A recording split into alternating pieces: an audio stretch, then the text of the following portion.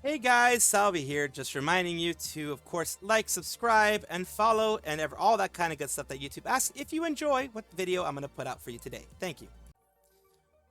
For those who have been living under a rock, like me, or other places, Gargura is someone who graduated on May 1st of this year. It's been over a month since she graduated, and she has been making moves. I talked about the trademarking that she did for Saba, for all those things like that. It is pretty much guaranteed to be her. But remember, one very, very important thing before I go into this, you can say, but you did the PL thing. I always do the PL thing. But reminder, it's good, kind of VTuber code, VTuber fan code to not do, not call them by who they were before, and just reminding you that they are who they are now, which is Saba. That's all they are. That's all you remember them by. Just be glad that they came back, is what I always say. So, she did come out with a new video with the whole crab thing, and this is a bigger version of the video. Sorry for the white, that's how it starts. Let's get going and let's take a look. The crab is digging, and even gave the crab a butthole.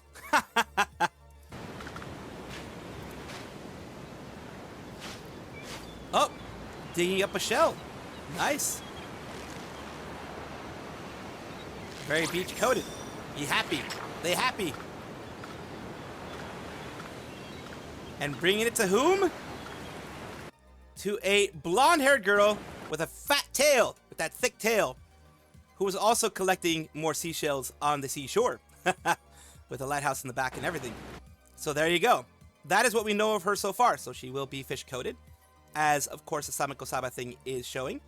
And she does have flowing blonde hair. Maybe in pigtails, maybe not, maybe just regular, but she might have different styles. But we all love that big fat tail, of course. And there we go. That is what we know of her right now. She is the master at teasing, which of course you have to be when you're going to be doing your debut. Can't be showing everything at once. The teasers do help everything be more hyped, all built up. It does help a lot, and I do know that her community is going to be so happy to have her back. And remember, she's going to be doing things on her schedule. She's not going to be doing things every day necessarily, but she has her own schedule, and of course, let's respect that as well. Doki is doing a summer outfit, and it is coming on 6/20. Now, I was able to get some more information because no one really put anything down here. I was able to get some more information because after a year since they debuted the Bounty Hunter skin suit, it's finally time for my first outfit reveal, and we're getting a Doki Beach episode. Of course, I am going to be muting the audio, because sometimes you get false strikes with audio and stuff. But yeah, she has Doki Amber Doge at top, and that is without it. It's a t-shirt. Looks like she has a shirt there. It is a summer-themed one. Uh-oh. The water balloons? Was that water balloons, or was that something else? But yeah. Looks like she is going to be just out at the beach, having some fun. So there's that. June 20th, 5 p.m. PST. Well, that's 2 days before my birthday. Nice. And then here we go. Outfit was actually a charity auction item, and your fellow Dragoon picked the theme and helped design it. Here's a silhouette. Use the hashtag Doki Beach episode for your predictions. Let's see if there are any predictions so far. She does look like she either has a Nerf gun or a Super Soaker or something like that. Let's take a look. Oh, this person actually did a pretty cool one. That's actually pretty cool. There's some more there, of course. With a tan. With just a top tan. That's kind of funny. And then you have other ones here. Everyone, man, no matter how simple, how quote-unquote simple it is, how not simple it is, all that, it matters. All of that matters. That on vacation starter pack, the shirt, the shorts. I know where we're going, and it gets lost. Hurry, we're going to be late. So yeah, it's good. It's fun to see people, having an idea of what it could be. Of course, these are people's ideas, and this is not something verified yet until the 20th. But that is amazing to see that she's going to have this wonderful thing happening. While Nijisanji En is burning to the ground, it seems, with all of the dramas that are popping up over there. Of course, not everyone in Nijisanji En is bad. There are just some bad apples here and there, as there are in any organization. But now we're talking about, of course, Nijisanji Koshien 2025. I do want to cover actual things that are happening. As you know, I do cover anything that is newsworthy in any agencies, and this one was, because this was something that they were planning for a while, something that they do every single year. Koshien is something that they do every single year. Of course, what happens here is that you have team captains, which are the main ones that you see when the game is going on. They do use a mobile style game for it, but they are usually the ones that you see when the actual matches are going on. The other players are just players that are put on there, and they are controlled by AI. So let's take a look at what happened here. This is basically the drafting period, if I'm not mistaken. So let's take a look. 3D ですから初の 3D 開催会場広すぎて見えないからね今回非常に会場広いんですよ自分のせいだよ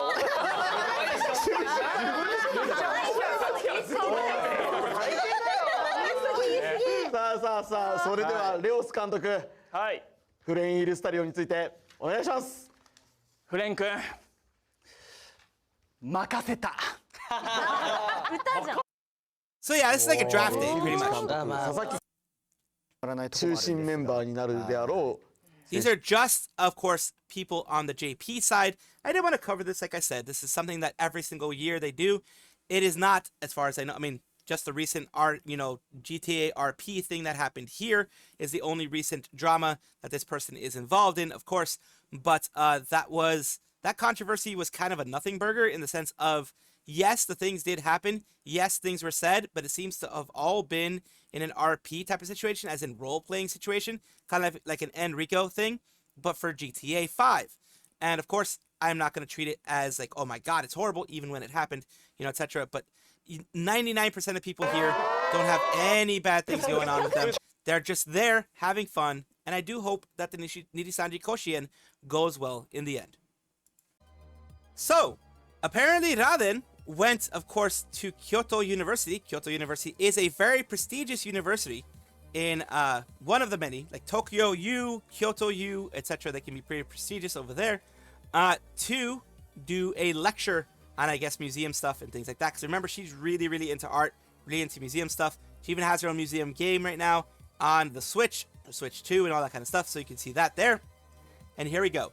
So thank you very much. Today, a special lecture on media culture studies was held at Kyoto University. Professor Rafute Raden came as a guest lecturer, or Jufute Raden in this case, came as a guest lecturer. The classroom was in a frenzy of excitement. Okamoto was impressed not only by the interesting lectures, but also by the way Professor Raden answered the students' questions sincerely. I'm sorry for your busy schedule. Thank you so much. Basically, sorry to take the time from your busy schedule is what they usually do. Japanese are pretty polite when it comes to these things. It is amazing to see VTubers do this. It is amazing to see VTubers be able to get this opportunity at an actual university. It's wild. It truly is wild to see this, and it is very nice because that is partly the connections that you get from inside of Hololive, inside of an agency like Hololive. Let's see what some people say here, and they responded, of course. It says, I'm glad my dream of inviting a VTuber to give a lecture came true. Also, they invited them. Thank you, Rimtia. Thanks to you for supporting me. I will continue to think of interesting things we can do and do them. So this person actually was the one who invited them. Very nice. They reached out, and Hololive cover, being someone who, well, the agency is like, hey, any publicity is good publicity, especially when it comes to lecture, that type of stuff. Man, you can get people in university be like, whoa, VTubers are actually kind of cool. Maybe I'll watch this one since they did a lecture. That kind of thing. So that's always very nice. It's always very nice to see. And I'm very glad that, again, Hololive cover allowed this to happen, and that Raden seemed to have a ton of fun. I really love this. Minase Ryo, who is a member of Uproar, the group that is inside of Holostars JP, has, of course, made an announcement recently, which was a teaser for a specific, music video that was going to pop out, a nice music video, a nice cover, etc. that was going to pop out with various members of JP, it looks like, Holostars, and Hololive. And of course, that was done on the 13th. And on the 14th, he popped up with this, which was, of course, over here in the US. It is Father's Day. But they have Banzuin Haka, Mori Calliope, Kobo Kaneru, Bancho of Hajime. You can see all the people here. Sora-chan as well at the very far right. It is very nice that they are doing this. Very nice that this is being made by them. Cyberpunk Dead Boy is the name of the song. Rino Mizunose, Banzuin Haka, Toki no Sora, Mori Calliope, Kobo Kaneru, Todoroki Hajime. They're all going to be a part of it. It's going to be big for the short people and Calli. Oh, this is going to be amazing. And there you go. Of course, she's there. Her aura. Everything is very exciting because, of course, you have big stars from EN, ID, JP, and Device, which is also part of Hololive JP, but they are a separate branch. So it is Hololive JP, Hololive ID, Hololive EN, and Hololive Device, as well as Holostars. Holostars JP, and I believe EN as well. So that's going to be all amazing. It's going to be great. Just wanted to show it to you guys. Hizaki Gama was a Japanese VTuber who was with Uproar. They did retire in the 17th of July, 2024. We'll just call it that, retirement, from Hololive at least. Not from VTubing or anything like that. In general, they did have a dream that they wanted to do, which was to become a manga artist. And of course, they are gone from Hololive, Holostars, whatever. So I am going to let you know that they are Matsun Art. I have let you guys know this before. They are Matsun Art, and they have something new. I am now making my debut as a manga artist. I won't give up my princess position. Manga Matsun, original story, Kakiguri Momo. Scheduled distribution start date, releasing this summer. This thing here, this person here, it's really well done. That is really, really nice. Congratulations, of course. Everyone is very, very happy. This does take a lot of time. This does, and this was, like I said, a dream that they had since a long time ago. They've been working hard for it. They've been working hard on it. And they finally were able to achieve it. This is, not something that I usually cover. Like, I do try to cover Holostars occasionally, but it's not something that's usually, like, in the headlines or anything like that. So I do try to cover things like this because this is still a success for someone who was an Oshi to many. So congratulations, and I do hope this continues, the success continues, and you continue to have a lot of fun. Hololive English, or Hololive Productions English, has announced on, of course, the 15th, they did 15th Pacific Daylight Time, June 15th, they did a whole big stream where they were going to announce several things. One of the things that they announced was the August 23rd to 24th, as you're seeing here, they're going to be having a big Radio City Music Hall, which is a very, very famous venue for music things in New York. It's going to be having the Hololive English third concert there, all for one. That is their big concert. They're going to be having, of course, various stars there, various of the other people there. Of course, I have to usually remove the sound, and because, I always get copyright struck in one way. Hololive English third concert, all for one, has been announced. The next concert starring Hololive English is coming to New York. I think the first one was in Los Angeles, in Inglewood or something like that.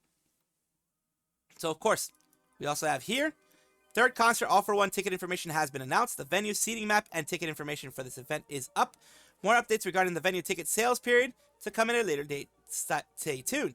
If you plan on watching from home, streaming tickets are available now. So for me, I'm one of those people that probably would not travel to New York to go and see Hololive because I'm not in that time zone. I am way far away. It would take a lot of time. I would need probably like 2 full days of because it would take like several hours of travel, and then getting a hotel, staying, getting that thing, getting a hotel, and the next day leaving. Or maybe leaving the same day. Maybe I could do it a one-day thing, but that would be a lot of tiredness for me. Venue seating map, let's take a look at it, of course. Orchestra, down here, which is going to be, standing room only, I believe. Oh no, the front orchestra standing room only. It's $160, $150 for the middle orchestra, and the rear orchestra is $135, and for the rear mezzanine, it's gonna be $95. So everything in blue is $135. Everything in green is $150. Everything in yellow, or yellowish, is $95. This, remember, is not because Hololive wants to make a lot of money. Radio City Music Hall is an expensive venue to be a part of. It's a historic venue. It's a venue that charges quite a bit of money, so that is what it is. It's more the venue than them doing it overall. Here's the information page, of course. Day 1, August 23rd. Day 2, August 24th at Radio City Music Hall. Opens at 4 p.m. In Eastern Standard Time. Starts at 6 p.m. Eastern Standard Time. Eastern Daylight Time. And the next day, the show streaming starts at 17:30, and it will everything will fully start at 1800. The cast, it'll be Hololive EN Myth, Mori, Calliope, Takanashi Kiara, Ninomai Inanis, the remaining members of Myth, English Promise, Iris, Crony, and Bay, the remaining members of Promise, Advent, Shiori, Biju, Nerissa, Fuwawa, Mokoko, and Justice. So all of EN is going to be there. Elizabeth Bloodflame, Gigi Murin, Cecilia Immergreen, and Rara Pantera. So all of EN is going to be there pretty much. All of EN who can be there is going to be there. This is a big one. A big thing for them. And it is huge to have them all there. That's why it's called an all for one. Because they have every single remaining member of the groups to be there with them. That is amazing to see. Love it. And I'd love to see Hololive do this again for the fans, because of course they do it for the fans, and of course it brings some income, brings some more notoriety for them, brings some more people to possibly be fans in the future. Welcome back, everybody, to the VTuber Showcase, the place where I like to showcase up-and-coming VTubers of various sizes, shapes, forms, types, everything in between, because I want it to be a positive space for everybody, and I want to be the change that I wanted to have when I was little, when I was a smaller VTuber, in order to, push yourself up, push other people up along with me. Today we're talking about Reiphina, who is a princess succubus. Let's take a look at them here. They are your lover of puffy fishes, and cinnamon roll. What a lot of people like cinnamon roll. I believe Iron Mouse likes cinnamon roll. Queen of caffeine addiction and puffer moaning. So that's another thing. So let's take a look at some stuff that's going on here. Something recently here. Let's take a look. Can you try to find out Hannah? I'm going to funar you? Funar you. Funar. Where's funar? Don't know what that is. Funar. Hanabi. So thank you so much, of course, Reiphina, for allowing me to showcase you on my channel. I do hope this helps you in some way. Thank you guys for watching, as always. And of course, take a look, and if you enjoy everything, like, comment, subscribe, hit the bell notification icon, all those things that YouTube asks of you. Really do appreciate you. Have a wonderful day.